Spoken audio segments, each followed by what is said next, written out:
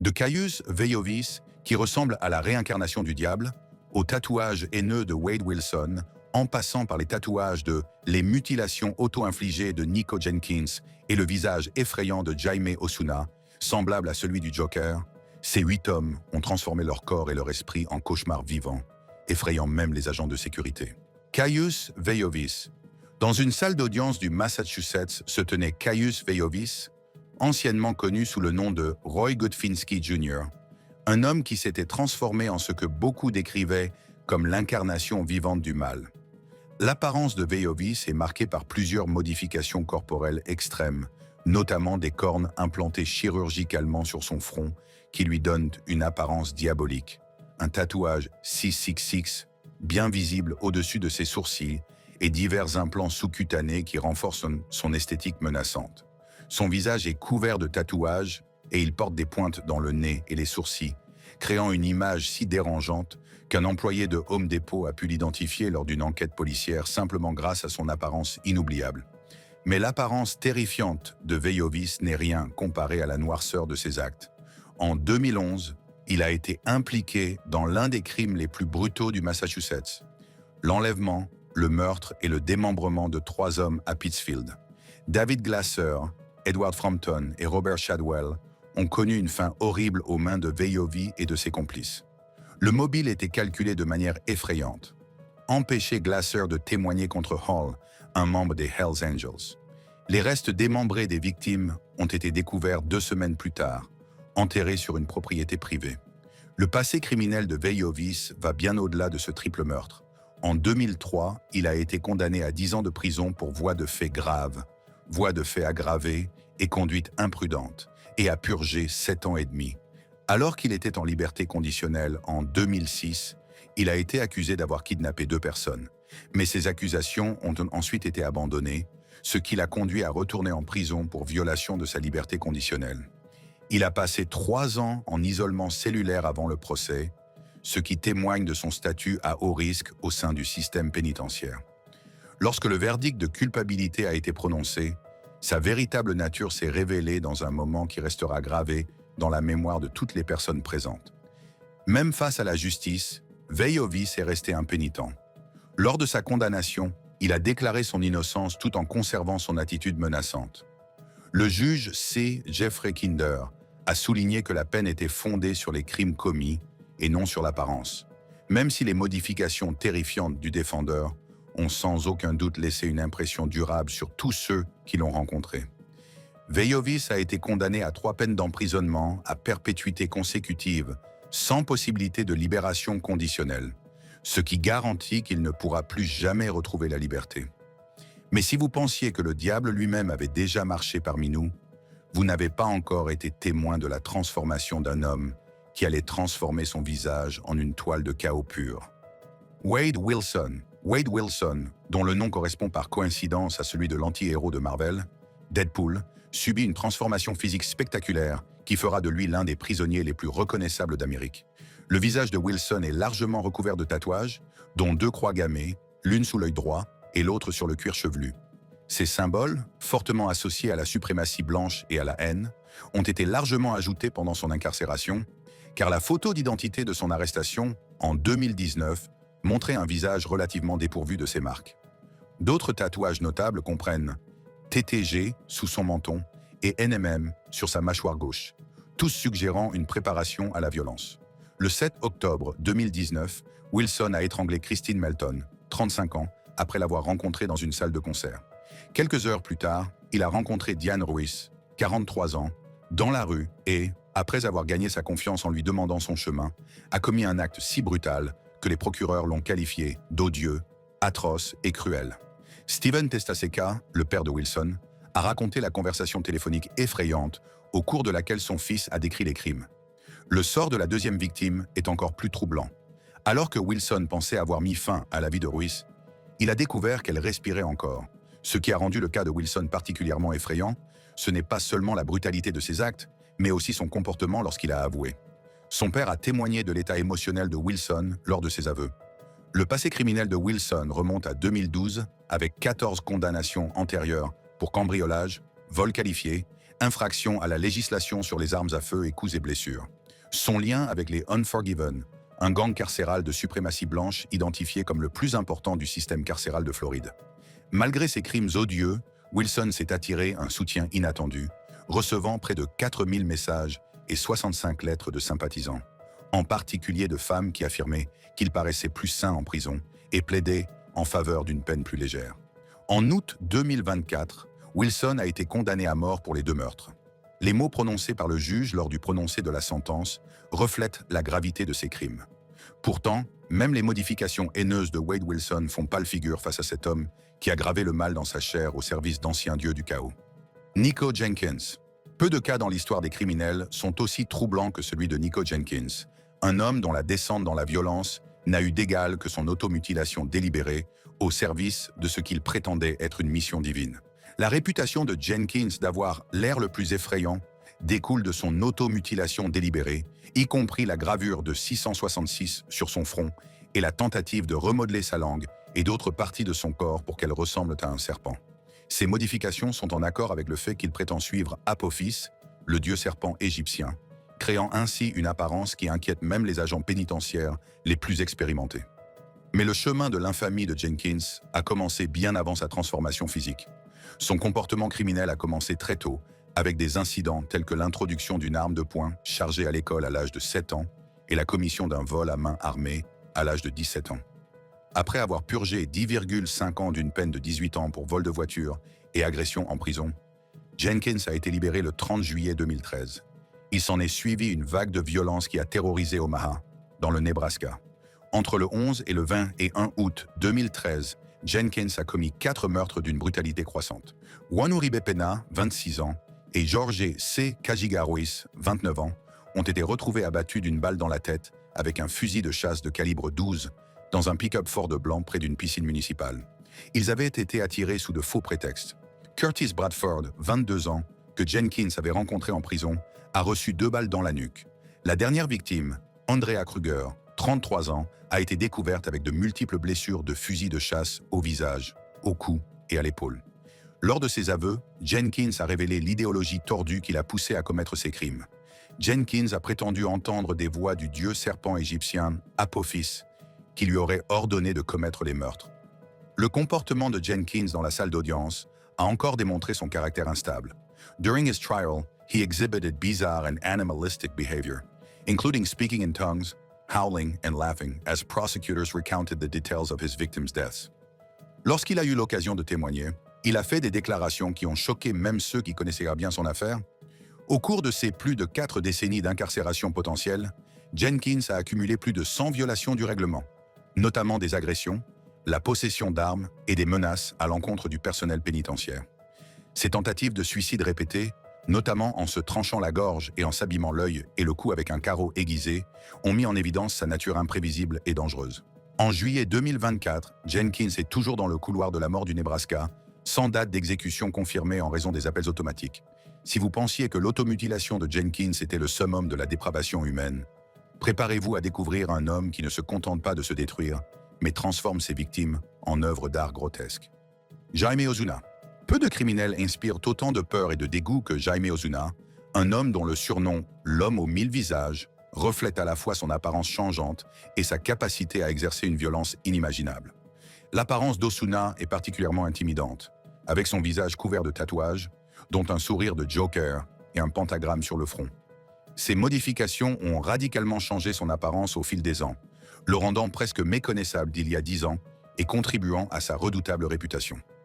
Ozuna s'est fait connaître en 2011 lorsqu'il a été arrêté pour avoir torturé et assassiné Yvette Pena, une mère de 6 enfants âgée de 37 ans, dans un motel de Bakersfield.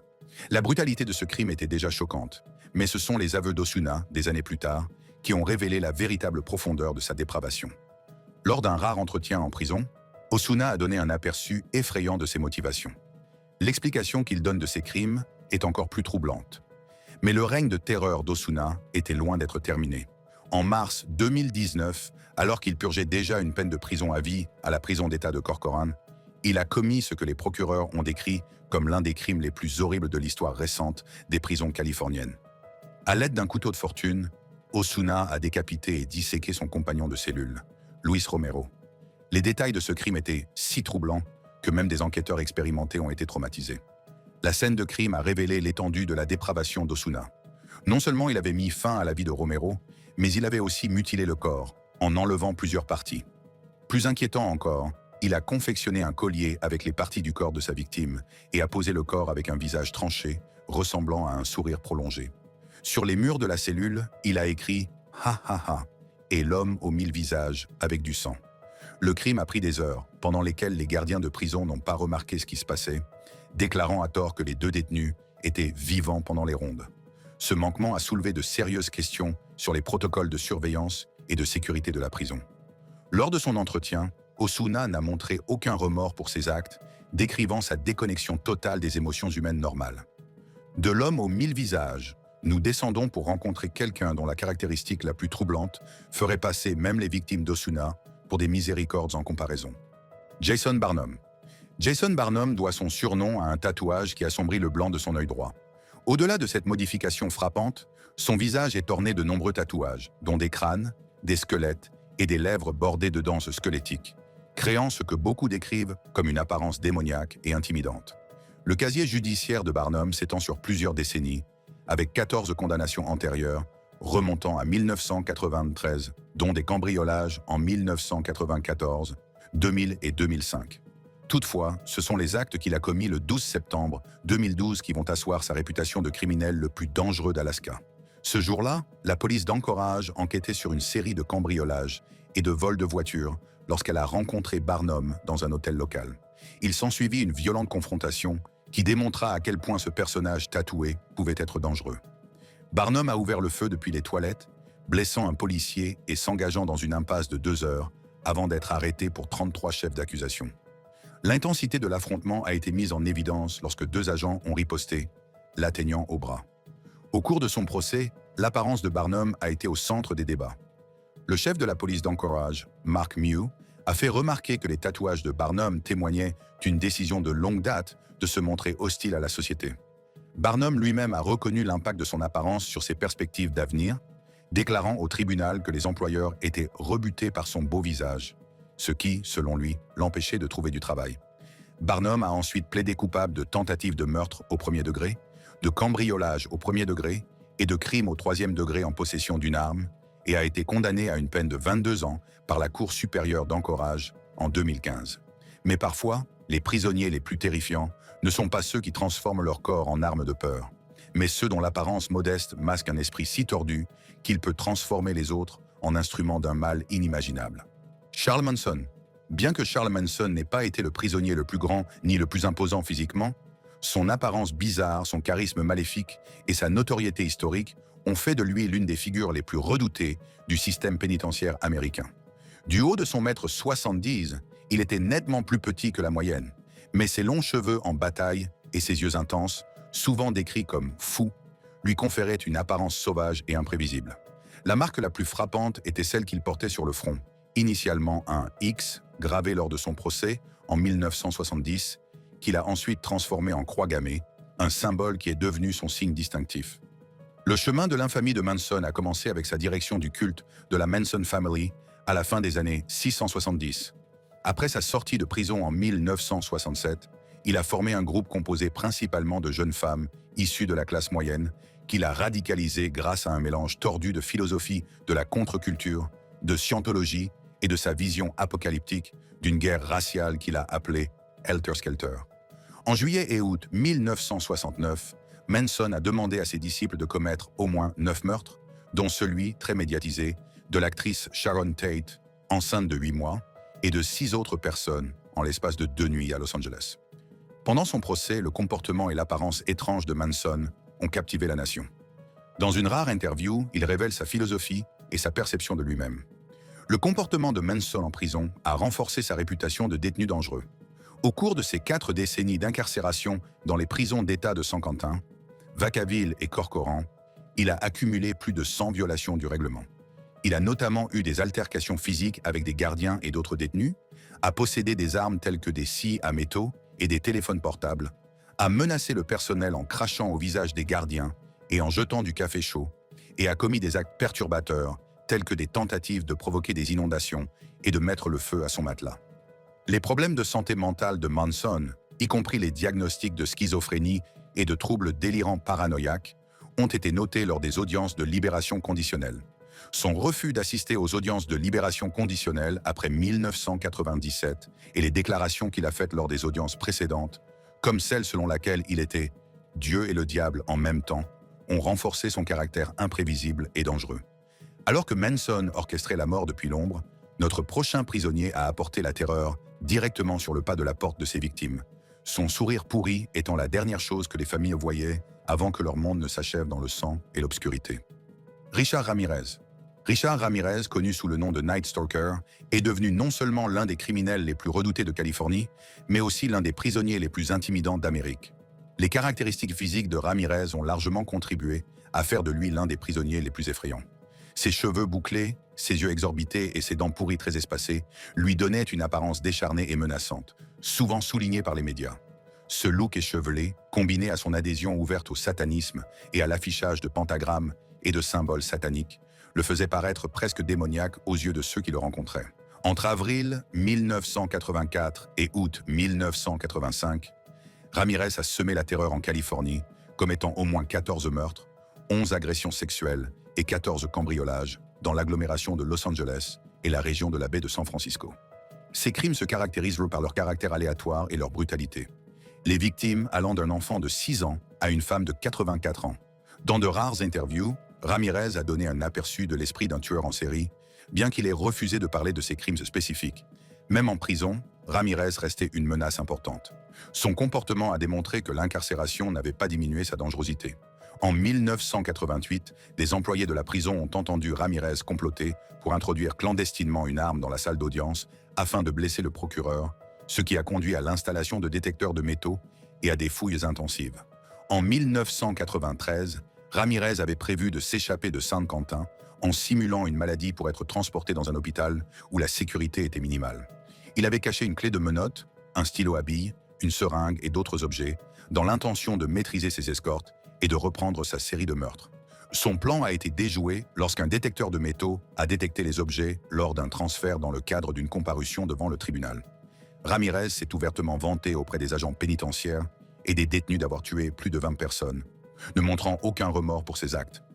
Ramirez est décédé le 7 juin 2013 à l'hôpital général de Marin, des suites de complications liées à un lymphome à cellule B, aggravé par une toxicomanie chronique et une hépatite C.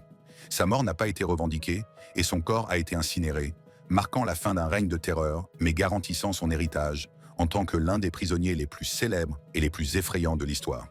Pourtant, même le règne de terreur du Night Stalker semble aléatoire comparé à la haine calculée d'un homme qui ne tuait pas seulement pour le plaisir, mais transformait le meurtre en une mission de purification raciale, son crâne même portant les mots qui scelleraient le destin de ses victimes. Jeremy Moody. Jeremy Moody se distingue non seulement par ses crimes violents, mais aussi par sa haine impénitente et les symboles visibles de l'extrémisme tatoués sur son corps.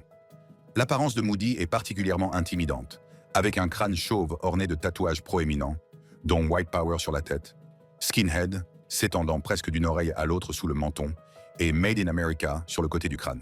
Ces marques visibles de son idéologie extrémiste, combinées à son comportement en salle d'audience, renforcent sa redoutable réputation. En juillet 2013, M. Moody et son épouse Christine ont commis un crime qui a choqué la Caroline du Sud. Ils ont tué Charles Parker, un délinquant sexuel enregistré, et sa femme Gretchen à Jonesville. Le couple a prétexté des problèmes de voiture pour entrer dans la maison des Parker, où ils ont exécuté leur plan d'attaque à l'aide d'une arme de poing 380 et d'un couteau. Moody a avoué avoir visé Charles Parker en raison de son statut de délinquant sexuel, et les enquêteurs ont découvert des preuves qu'il avait prévu de tuer un autre délinquant sexuel le même jour, comme l'atteste une note contenant les coordonnées d'un autre individu trouvé en sa possession. Ce qui rend l'affaire Moody particulièrement troublante, ce n'est pas seulement la nature calculée du crime, mais aussi l'absence totale de remords. Au cours du procès, le couple s'est d'abord excusé et a demandé une peine de 30 ans, mais ses véritables sentiments sont apparus après le prononcé de la sentence. Interrogés sur leurs excuses en salle d'audience, la réponse de Moody a révélé la tromperie calculée. Moody s'est présenté comme un fier membre du Crew 41, un groupe suprématiste blanc de Caroline du Sud, bien qu'il ait affirmé que les meurtres n'étaient pas directement liés à ce groupe. Ses tatouages et son idéologie témoignent d'un profond attachement aux croyances suprématistes blanches, qu'il a exprimées en justifiant les meurtres comme étant la volonté de Dieu. En mai 2014, Jeremy et Christine Moody ont été condamnés à la prison à vie, sans possibilité de libération conditionnelle. Le comportement du couple dans la salle d'audience, y compris le fait de sourire et de crier à la famille des victimes après le prononcé de la sentence. Lorsqu'on leur a demandé s'ils avaient quelque chose à dire à la famille des victimes, leur réponse résume la profondeur de leur haine. Cliquez sur l'une des cartes à l'écran pour voir d'autres vidéos de ce type.